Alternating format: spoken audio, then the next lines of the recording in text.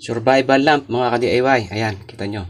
Copper, aluminum, PVC, tsaka syempre ang ginamit kong electrolyte ay Sunrox. So, kita nyo, isasawsaw ko yung copper. So ayan. Meron ka ng emergency lamp. Ang tawag ko po dito pala ay survival lamp. Hello mga ka-DIY. So gagawa po ulit ako ng survival lamp or emergency lamp gamit ang mga recycled materials tulad ng aluminum at saka copper. Ayan, aluminum po yan at copper. Yan po ang gagamitin natin negative at positive or anode at cathode. At syempre, meron po tayong PVC. 3/4 po ang size niya. At meron pong cap. At syempre, yung bleach or chlorine. Sunrox po yon. So, binend ko na po yung dulo. Pinitpit ko at binutasan para mapagdugtong ko siya o maipag-connect at i-rivet ko po siya. Ayan mga ka-DIY. Para po mas matibay ang connection dahil series connection po ang gagawin natin dito. So, yung aluminum at copper, pag didikitin lang yan at i-rivet. So ayan, ganyan lang po para siguradong matibay at walang loose connection. So tatlo po ang gagawin natin ganyan na isi-series. Ayan. So rivet po para siguradong matibay. Kasi kung itatali mo lang dyan yan, luluwag po. So ayan, meron na po tayong series connection. So yung negative at positive, yung aluminum at copper, ayan. Then yung dalawang matitira po, yung isang aluminum at isang copper, yan po yung magiging output ng ating emergency lamp or survival lamp. So ngayon naman tatakpan ko po yung dulo ng 3/4 na PVC para pag sinalina ng bleach or chlorine o yung Sunrox ay hindi tatapon. So cap po yan, pang PVC talaga yung cap na yan. So wala akong makitang ka-size na pang 3/4 kaya yung cap na ganun pinasok ko lang sa loob. Ginamitan ko po siya ng Nailtex. So ayan, ganyan lamang po mga ka-DIY para walang leak o walang tutulong Sunrox kapag binuhusan na yan.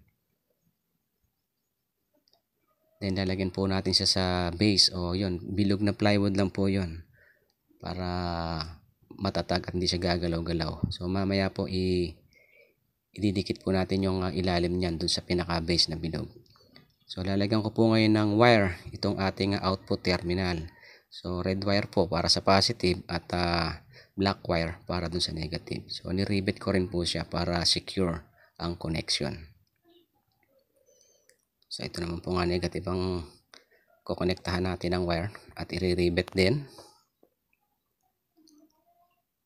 So ayan mga ka-DIY. Tamang-tama po ito mga ka-DIY kapag brown out or nagkabagyo. Dito ay makakatipid kayo gamit lamang itong mga nakikitang recycled materials sa ating paligid o kaya ay manghingi na lang kayo sa mga kakilala nyong mayroong ganitong mga materyales.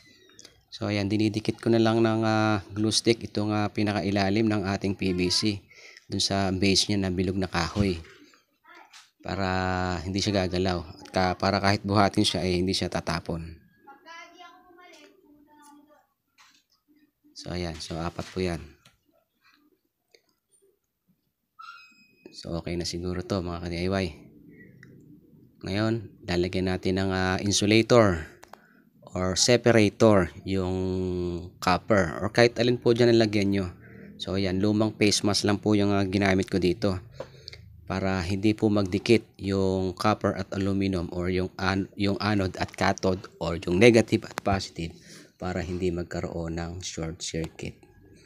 Kasi pag nagkadikit po, mamamatay po yung LED. So ayan, ganyan lamang po mga ka-DIY. Babalutan yung isa. So dito ang binalutan ko yung copper or yung positive. Kayo, pwede po kayong gumamit ng ibang insulator or papel or tissue paper na makapal or tela na cotton. Basta wag lang po silang magkakadikit. Kung malapit na po ito matapos at mate-testing na po natin to mga ka-DIY. So ayan na. Okay. Okay, so may wire na tayo nakalawit at meron po tayo dyang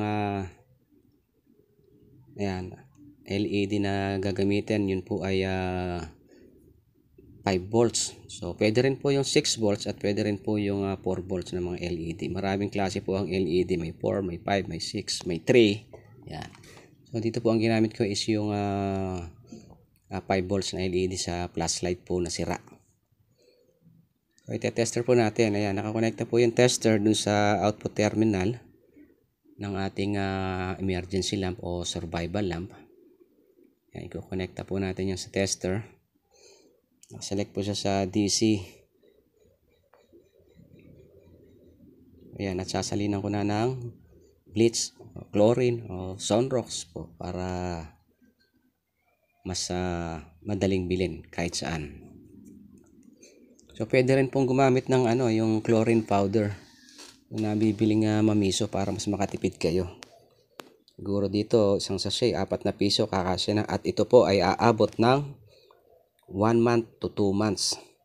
So basta pagkatapos gamitin, iaangat nyo lang po yung ayan, yung copper and aluminum. So ayan, meron po tayong 5 volts.